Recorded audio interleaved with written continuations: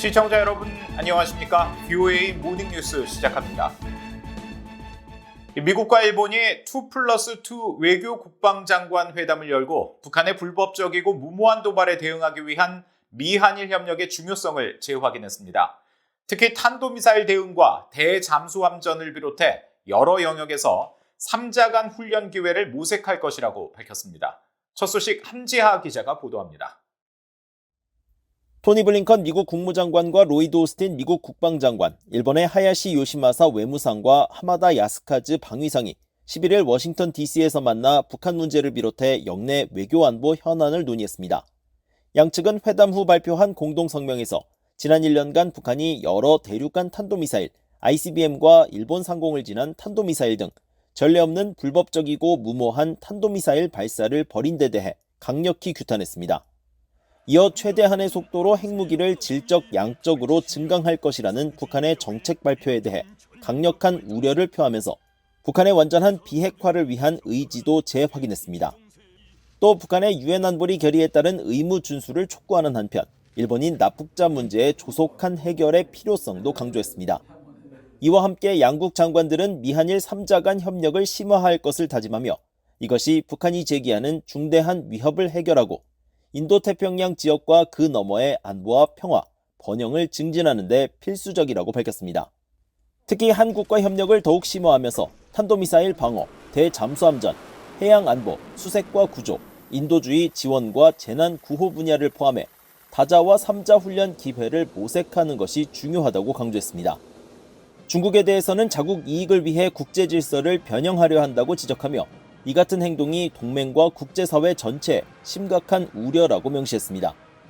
토니 블링컨 국무장관은 회담 후 공동 기자회견에서 북한의 불법적이고 무모한 도발에 대응하기 위한 미한일 3자 협력을 강화할 것이라고 밝혔습니다.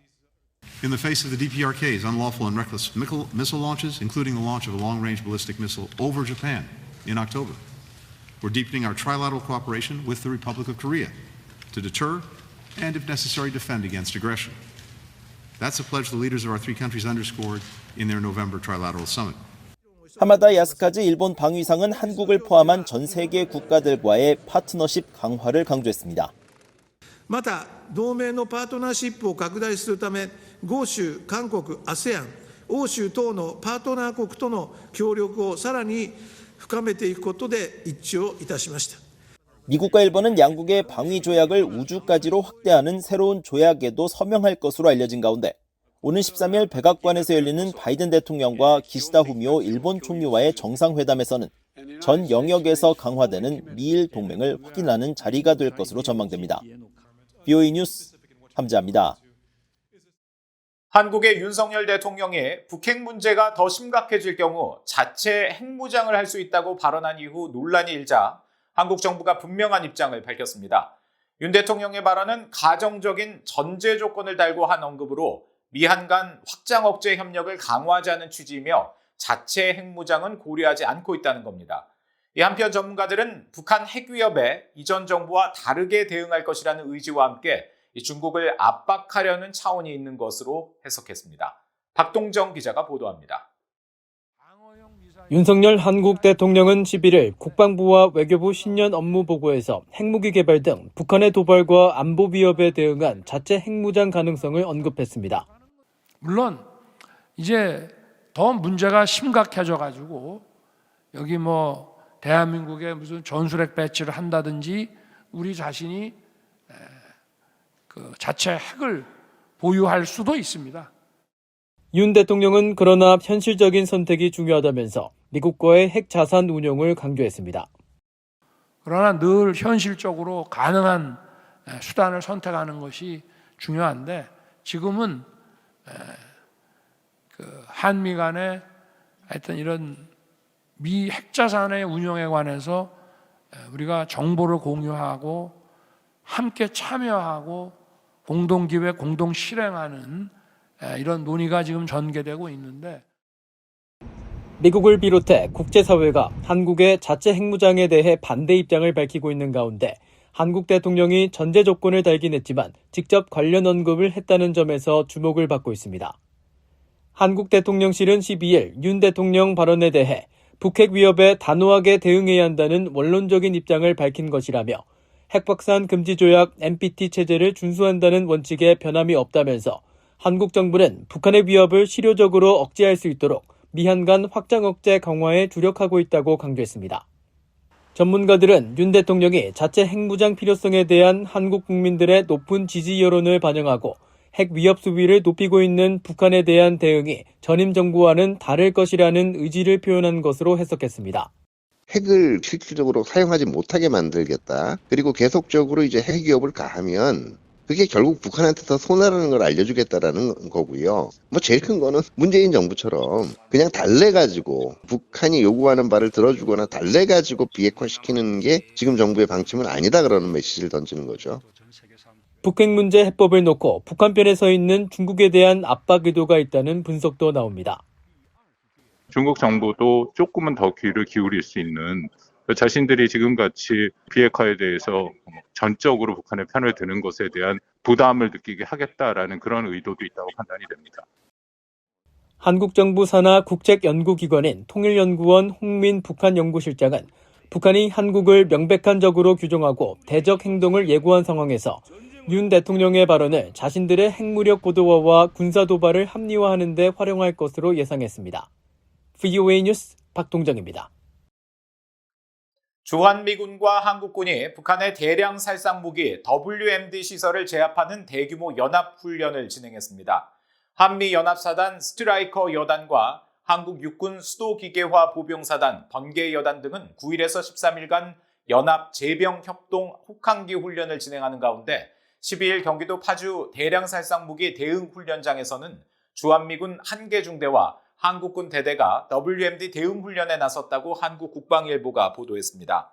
보도에 따르면 이번 훈련은 북한의 핵 또는 생화학 무기 대응 절차 숙달을 목표로 장병 1,200여 명과 차량 등 장비 158대가 투입돼 적의 WMD 저장 시설로 의심되는 장소를 포착하는 상황을 가정해 진행됐습니다.